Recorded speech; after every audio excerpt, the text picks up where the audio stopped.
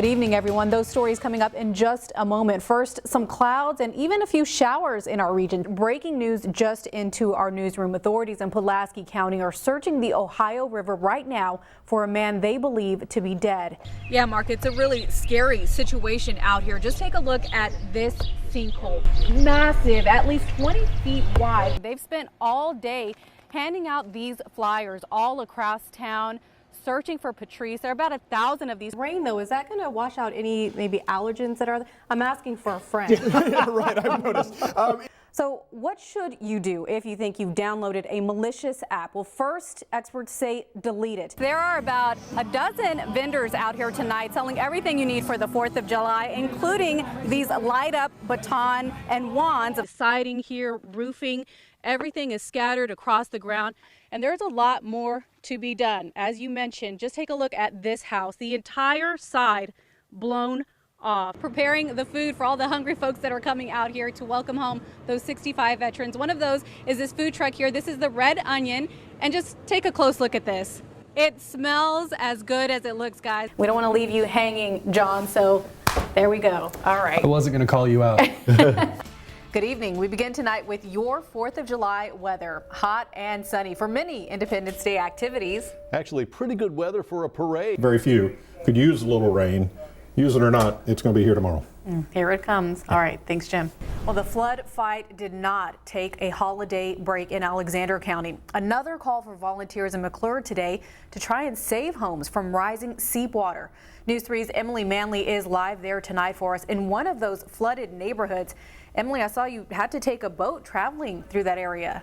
243rd birthday. That's right. We stopped to ask some Southern Illinois kids what Independence Day means to them, and we got some interesting responses. And if you are still trying to decide where exactly you want to watch fireworks tonight, you can head over to our website, WSILTV.com. You can find a full list of community celebrations. Just click on the banner that you'll find on our homepage. Now, have you ever wondered how fireworks work? They actually date back to the 12th century, but modern fireworks use metal salts to give those bursts of color you see in the skies. Barium sparks green and copper leads to blue, which experts say is actually the most difficult to make. Well, rain didn't stop today's 4th of July celebration in the nation's capital. It was a day filled with patriotism and protest in Washington. But back to that debate. Any starting ketchup? Is that one of your? I'm not a big ketchup fan of my hot dog. I like mustard and relish if I'm going to have a hot dog. That's a good combination. Mustard was one of the top ones. We asked folks on Facebook, and mustard. They also liked Chicago style was a big hit. Yeah. All pretty good. Plus, a closer look at why that massive fire at a bourbon storage warehouse is still burning, and fire officials plan to stop trying to put it out. Stacks of debris pile up quickly. What a tornado ripped apart Thursday, piece by piece, was picked up Friday. This is pretty much the direction the tornado came through. Mark Holmes' house took a direct hit. You know, the neighbor, when he first called, said it looked like part of the roof was gone, and I was thinking, well, that won't be too bad. I'll go check on it. And then, of course, once I turned in the driveway, it was like, oh, that's a little bit more than a little roof. From downed fencing and tree limbs on the outside, The dining room set was a wedding gift from my mom and dad. to shattered windows and belongings thrown everywhere inside. It's hard to imagine even building it back. But Holmes is staying positive. The good Lord's always been good to me, so there's probably a purpose. But who knows? I'm probably not the worst damaged house, I imagine. About a dozen homes have a similar scene. Debris such as shingles and glass and much bigger items just scattered throughout their yards. While these homeowners tell me this is a devastating scene, they say it's their neighbors who are helping them get through it. It's just a blessing to have everybody here.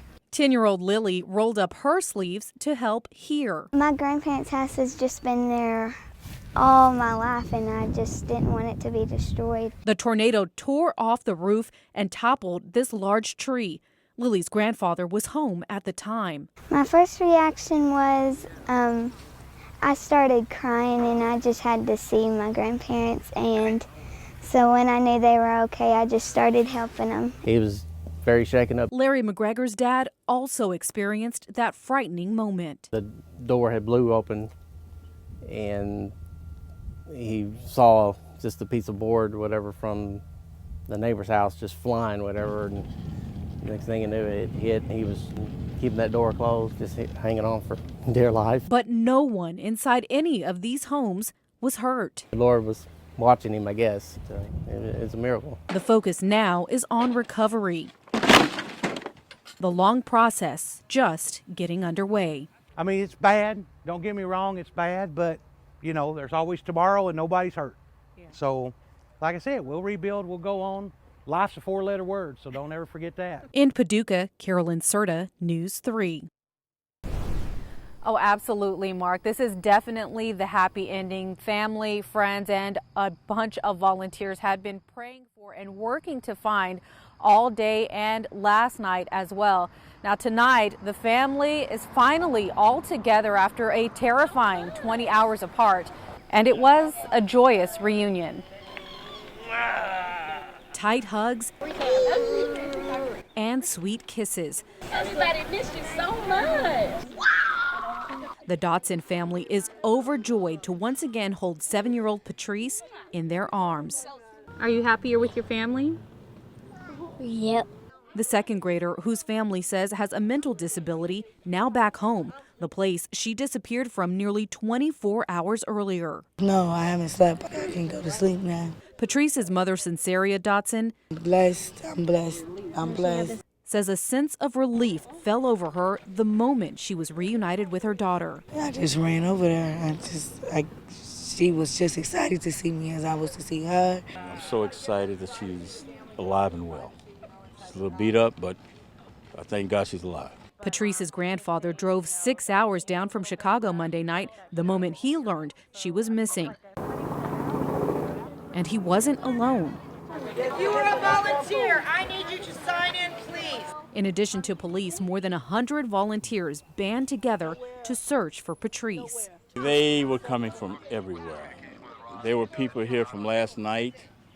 When I got here 2 o'clock in the morning, stayed with us to about 9 o'clock. Then a new group came in. And their efforts paid off. Just before 2 Tuesday afternoon, a volunteer found Patrice about 2 miles from her home in a wooded area, unharmed. Say thank you, everybody. Now that the frantic search is over, the healing begins. Try to help Patrice overcome this traumatic experience. An experience that couldn't wipe away this little girl's smile. She has a very loving and happy spirit. So this the bump in the road for her, it didn't kill her. It didn't kill her spirit at all. She still remains the happy person that she is. And this situation couldn't break her. In Carbondale, Carolyn Cerda, News 3. This is so exciting. From Rush Limbaugh Promises made, to Sean Hannity promises kept. and Ivanka Trump. Hi, Missouri.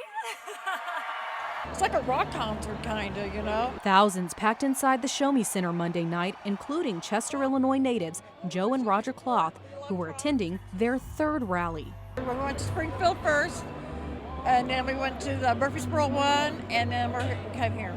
They come to see these big Republican names, Well, we want to show our support. We love Trump. including President Donald Trump. Tomorrow, the people of Missouri are going to send Josh Hawley to the United States Senate. Those big names all here to help Republican challenger Josh Hawley clinch one of 35 Senate seats up for grabs Tuesday. Josh is a young, incredible guy with tremendous talent. He will serve this country so well. Hawley is in a hotly contested race with incumbent Democratic Senator Claire McCaskill. You know, Senator Claire McCaskill said that she could give up a few votes in the Boot Hill. Did you hear that?